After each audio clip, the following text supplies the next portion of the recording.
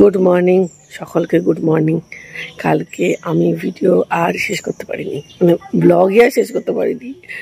তার কারণ হচ্ছে খেয়ে দিয়ে এত ঘুম পাচ্ছিল, ঘুমিয়ে পড়েছি। আর ওই যে ঘুমটাও তো মানে শুক্রবার রাতে তো সেভাবে করে ঘুম হয়নি। ওই রাতের ঘুম না রাতেই ভালো হয়, দিনের বেলা তো আপনি যতই ঘুমান হয় না। এখন সকাল 7টা বাজে, আজকে রবিবার, কালকে পুজো। আর আমি আমার ছেলে আমার মা আমরা 3জনেই ঘুম থেকে উঠে গেছি। আমি এখন একটুখানি রাস্তাতে হাঁটছি, খুব ভালো লাগছে, একটু দেখছি। আবার এখানে আনারস হয়েছে অনেক।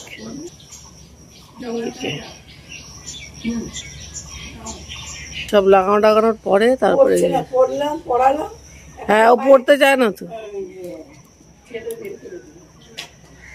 কাঞ্চন ফুল তো প্রচুর কাঞ্চন ফুল হয়েছে। গাছগুলো আপনি যেন কদিন টিকবে, বেশ বড় বড় হয়ে গেছে গাছগুলো।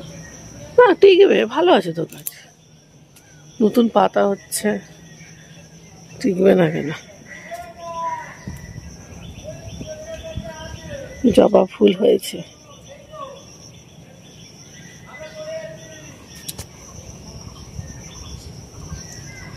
জবা ফুল অনেক কটা হয়েছে, ভেতরে গেলে বোঝা যাবে। এই যে আমার মা এখন জামা কাপড়ে সার্ফ দিয়ে ভিজিয়ে রাখবে, আমাদের দিদিটি আসবেন, উনি কাছাকাছি করবেন। এই যে আমার ছেলে, আমরা সবাই তাড়াতাড়ি ঘুম থেকে উঠে গেছি, তাই না পাপাই? দেখো চোখটা কেমন করছে, দেখো চোখটা কেমন, জলটা মানে ওকে জল দাও খালি, ওই জল ওকে মুখে দিয়ে পাপা।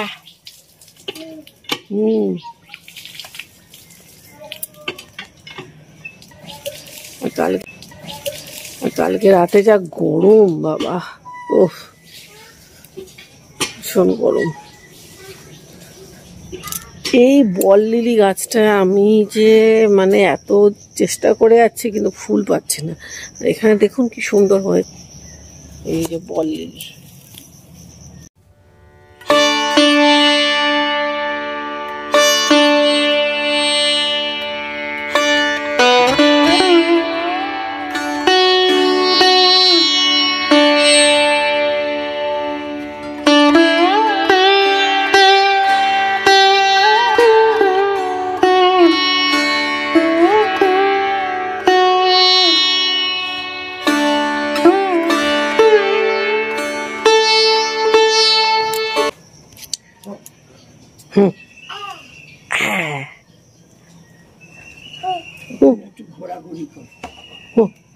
এটা কি করছে, কি এটা কি দুষ্টু বুড়ো বুড়ো চোখটাকে করছে কি? আমাদের দুধ তো বড়। মাছ নিলে আজকে উষার কাছ থেকে? না, ওগুলো দেশি তেলাপিয়া, জানো দেশি তেলাপিয়া নাকি চাষের তেলাপিয়া, তুই বিক্রির জন্য বলছিস? হ্যাঁ, তেলাপিয়া, তারপরে পাকাল মাছ, হ্যাঁ, তারপরে ওই যে মাছ, ওই যে পাঙাশ ট্যাংরা, হ্যাঁ, বড় বড় হাইব্রিড মাগুর, হ্যাঁ, হ্যাঁ, আর একটা মাছের নাম আছে, 5 রকমের মাছ খেতে বারণ করছিল। চাষ করে যে ওর মধ্যে কি ইনজেক্ট করে, সেটাতে ক্যান্সারের জার্ম থাকে। এ বাবা, ওই জন্য খেতে, এই জন্য মানুষের আজকে এত ক্যান্সার হচ্ছে, এত হতো না তো আগে। হ্যাঁ দুধ নাও, দুধ নাও, দুধ নাও, চাটা খাওয়া হতো। 1 প্যাকেট না 2 প্যাকেট নিয়ে নাও। আছে, তাহলে 1 প্যাকেট দাও। লালটা দেবে, লালটা ওটাতে বেশি এটা থাকে ভালো। হ্যাঁ আমুলের লালটা নেই, লাল একটা আছে, সেই তোমার আমুল গোল্ড বলে ওই একটা আছে। আচ্ছা ঠিক আছে, এইটাও ভালো। এই যে পাপুই,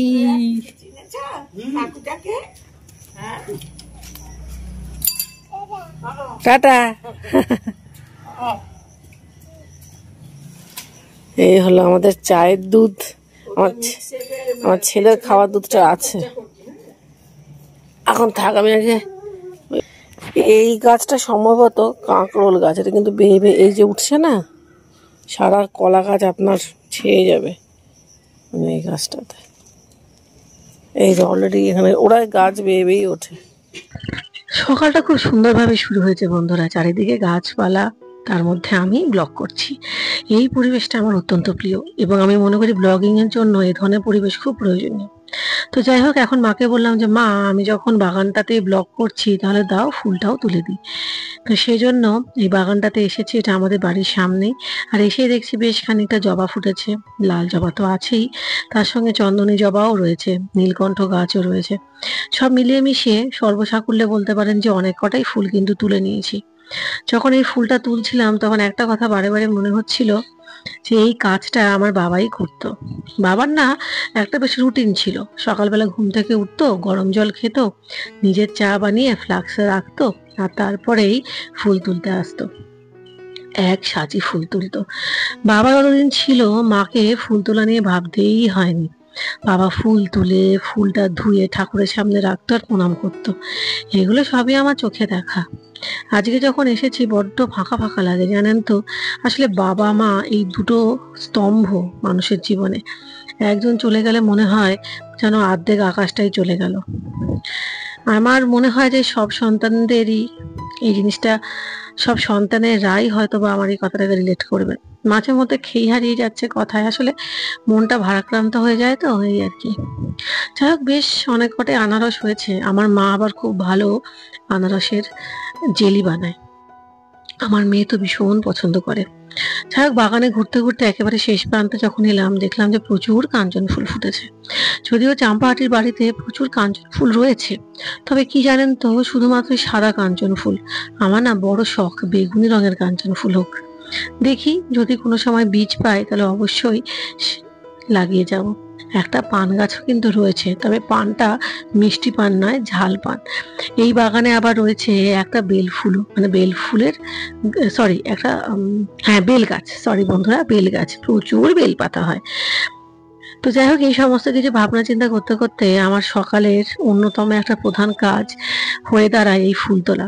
যখন আমি চাম্পাহাটি আসি, এটা করতে আমার ভীষণ ভালো লাগে। আমার মায়ের তো আরো ভালো লাগে। মা একেবারে পারলে গাছে সব ফুল তুলে নিয়ে ঠাকুরকে দিয়ে দেয়। আমি তাও কিছু রেখে দিই, কিন্তু মা বলে যে আরো ফুল তোল। আমার মায়ের না ফুল তুলতে ভীষণ ভালো লাগে, খুব পছন্দ করে আমার মা। আগে যখন ফুল তোলার কথা বলতাম, বাবা বলতো না না পারবি না, বাগানে সাপ আছে, আমিই তুলে আনছি।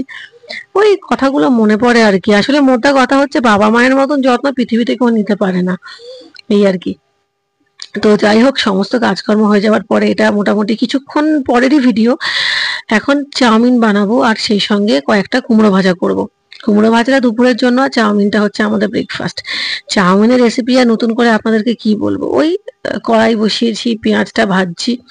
পেঁয়াজটা মোটামুটি 60% ভাজা হয়ে গেলে চাউমিনটা দিয়ে দেবো।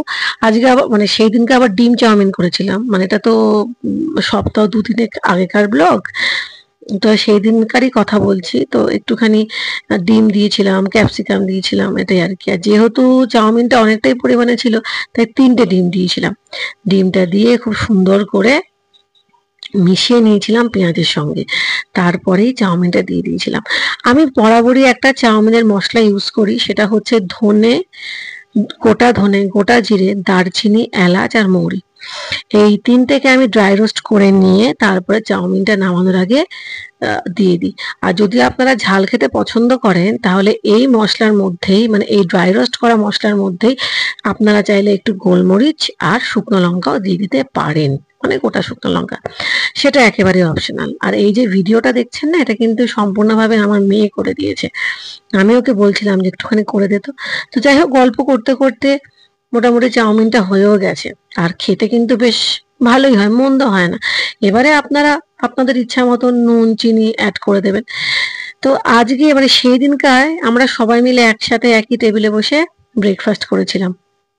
আমি, আমার হাজবেন্ড, আমার মেয়ে, আমার শাশুড়ি মা, আমার মাও ছিল, কিন্তু আমার মা এই মুহূর্তে একটুখানি ফোনে ব্যস্ত হয়ে পড়েছিল, কারোর সাথে একটা কথা বলছিল।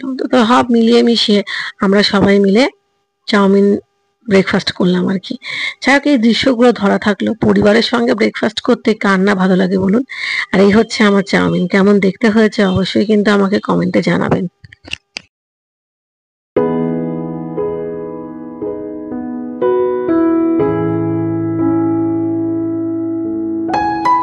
আমাদের রান্না বান্না সব হয়ে গেছে, এখন বাজে দুপুর 12টা। আজকে অনেক রান্না হয়েছে। আজকে হচ্ছে 8 কুটে রান্না হয়েছে আমাদের। 8 কুটে রান্না বলতে কি, ট্যাংরা মাছের ঝাল হয়েছে, একদম টান টান করে ট্যাংরা মাছের ঝাল হয়েছে। তারপরে চিচিঙ্গে ছিল, সেটা দিয়ে চিংড়ি মাছ দিয়ে একটুখানি মাছের তেল দিয়ে টান টান করে হয়েছে। তারপরে মাছের ডিমের পাতুরি, তারপরে আমার মেয়ের জন্য ডিম সেদ্ধ, তারপর মুগের ডাল হলো, আর কুমড়ো ভাজা হলো, কলা ভাজা হলো। এইগুলো তো নর্মাল রান্না, ওগুলো হচ্ছে 8 কুটে রান্না। ওগুলোকে মানে আপনাকে একটুখানি মানে টান টান করতে গেলে একটু গ্যাসটা কমিয়ে ধীরে ধীরে করতে হবে আর কি। এগুলো বেসিক্যালি কাঠের উনানে না আরও টেস্ট হয়। তো যাই হোক, এখন বাজে দুপুর 12টা, আমাদের রান্না বান্না সব হয়ে গেছে। আমার ছেলেটা না ঘুমিয়ে পড়েছে, ওর শরীরটা খুব একটা মানে জুতের নেই, বাইরে প্রচণ্ড রোদ।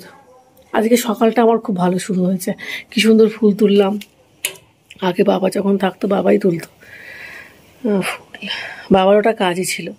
সকালবেলা ঘুম থেকে উঠতো, উঠে জল গরম করতো, চা করতো, করে নিয়ে ফুল তুলতো। ফুল তুলে ওই সাজিটা নিয়ে যখন ঠাকুরের সামনে রাখতো, ফুলের সাজিটা, ঠাকুর প্রণাম করতো। আসলে কি বলুন তো বন্ধুরা, ভক্তি ব্যাপারটা না দেখনদারির পর্যায়ে পড়ে না। আমার বাবার মধ্যেও ছিল, কিন্তু বাবা কখনো প্রকাশ করতো না, কিন্তু ছিল। এটাই হচ্ছে আসল, ওটা ঈশ্বর দেখে। দেখনদারি ভক্তি ঈশ্বর দেখে না, এটাই হচ্ছে আসল। আরেকজন আসছেন, টক দই কিনতে গেছে রোদের মধ্যে।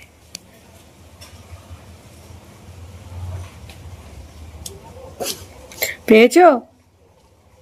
না, সব শেষ। ইয়ে, তোমার দেখে মানুষের কত চাহিদা দেখেছো টক দই। আরে বাবা, ওটা কি একটা প্যাকেট পেয়েছো মনে হচ্ছে? হ্যাঁ, একটা পেয়েছি, মনটা পছন্দ করেছি, নিলাম, একটাই নিলাম। আরেকটা ছিল ফ্রিজে। ঠিক আছে, থামস আপ তো পাওয়া গেছে। সকাল সকাল আরে তুমি যে এত সুন্দর সানবাত নিলে, তার এক্সপিরিয়েন্স। ওরে বাবা রে বাবা, সানবাত, ওটা বাত বলে না, ওটাকে ভাজা ভাজা। হ্যাঁ, সানভাজা, সানভাজা, সানফ্রাই। ওটা ফ্রিজে রাখতে হবে। মা এখন মোটামুটি ডিমের পাতুরিটা হয়ে গেছে, একটা উল্টানি দেওয়া হয়ে গেছে। এইবার যেটা করব সেটা হচ্ছে আমি একটু টিভি দেখবো। তারপরে আমার শাশুড়ি চান করে বেরোলে আমি চান করতে ঢুকবো, ঢুকিয়ে আমি একটু বাথরুমটা ঘষে দেবো, ঘষে দিয়ে আমি চান করবো। ও সত্যিকারের আজকে মনে হয় 40-40 হবে, 40ই হবে, যা গরম 40ই হবে। বাপরে বাপ, কি রোদ! মানে জামা কাপড় দিলে শুকিয়ে যাবে। যে আমার দিয়েছে, এই যে আমার মা সব মেলে দিয়েছে। আমাদের কাজের দিদিটি সব জামা কাপড় কেচে দিয়েছে, দেওয়ার পরে মা সব মেলে দিয়েছে। কালকের আপনাদের তো বলেইছি, কালকের ব্লগটা এন্ড করা হয়নি।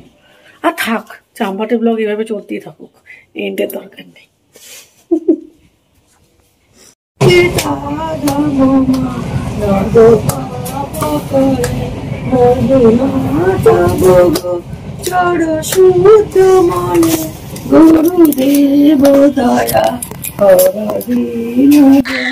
আমার মায়েরা তো 3 বোন, বলতে পারেন যে আমার মা এবং আমার 2 মাসিকেও দেখেছি যখন সন্ধ্যাবেলা পুজো করতে বসে তখন 3 মাসি কিন্তু গান গায়। তবে ছোট মাসিটা খুব একটা আমি দেখিনি, মেজো মাসি আর মা, মানে মেজো মাসিকে তো দেখেইছি, আমার ব্লগেও আছে, আর মাকে তো বটে। ছোট মাসিটা খুব একটা বেশি আমি দেখিনি। তবে যাই হোক, মোটামুটি সন্ধ্যা আরতি করার সময় বা সন্ধ্যা পুজো করার সময় আমার মায়ের এই গানটা কিন্তু আমার খুব ভালো লাগে। তো সেই জন্যই আমি এটাকে আমার ব্লগ বন্দি করে রাখলাম। বলতে পারেন পারেন যে আমার ছোট্ট একটা স্মৃতির খাতাতে এই ভিডিওটাও যুক্ত হলো। কোনো একটা সময় উল্টে পাল্টে দেখবো আর কি। তবে খুব ভালো লাগছিল এই ভিডিওটা করতে। আশা করব প্রত্যেকবার চাম্পাহাটিতে গেলে এই জিনিসটাকে আমার ফোনের মধ্যে রাখার, মানে আমার ব্লগের আয়তার মধ্যে আনা, কারণ এই জিনিসটা খুব দরকার বন্ধুরা। আপনি যখন সারা দিনের খাটাখাটনি, ক্লান্তি এবং বিভিন্ন রকমের আমাদের মনের ভেতরে প্রচুর নেগেটিভ কথা চলে, সেই সমস্ত কিছুকে যখন আমরা সন্ধ্যাবেলা ঈশ্বরের সামনে সমর্পিত করে দিই, সেই মুহূর্তটা কিন্তু সব থেকে বড় মাহেন্দ্রীয় ক্ষণ বলে আমার মনে হয়। তো যাই হোক, এই সমস্ত কিছু এখন মনের মধ্যে চলছে, তাই জন্য আপনাদের সাথে শেয়ার করলাম। এবং এটা কিন্তু সত্যি ভীষণভাবেই প্রয়োজনীয়। প্রার্থনার থেকে বড় শক্তি আর ভালোবাসার থেকে বড় তন্ত্র এটা কিন্তু ভারতে নেই। তো যাই হোক, এখন সন্ধ্যা হয়ে গিয়ে মোটামুটি রাতের দিকে রাতের পর্যায়ে যাচ্ছে। আর আমাদের কালকে যেহেতু নারায়ণ পুজো ছিল ওই সময় চাম্পাহাটিতে, সেই জন্য আমার হাজবেন্ড গিয়েছিলেন পুজোর কিছু বাজার করতে, মাই পাঠিয়েছিল। তো মোটামুটি পুজোর বাজার টাজার সমস্ত কিছু করা হয়ে গেছে। আর যে সময়টা আমি চাম্পাহাটিতে ছিলাম সেই দিন আবার ছিল মাদার্স ডে।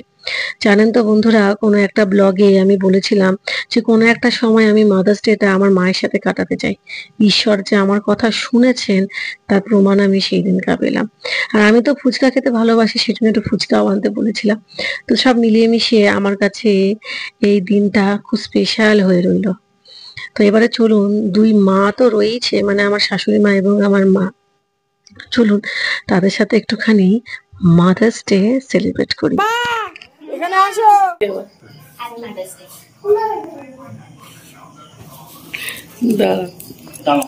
হ্যাঁ, থ্যাংক ইউ বলি।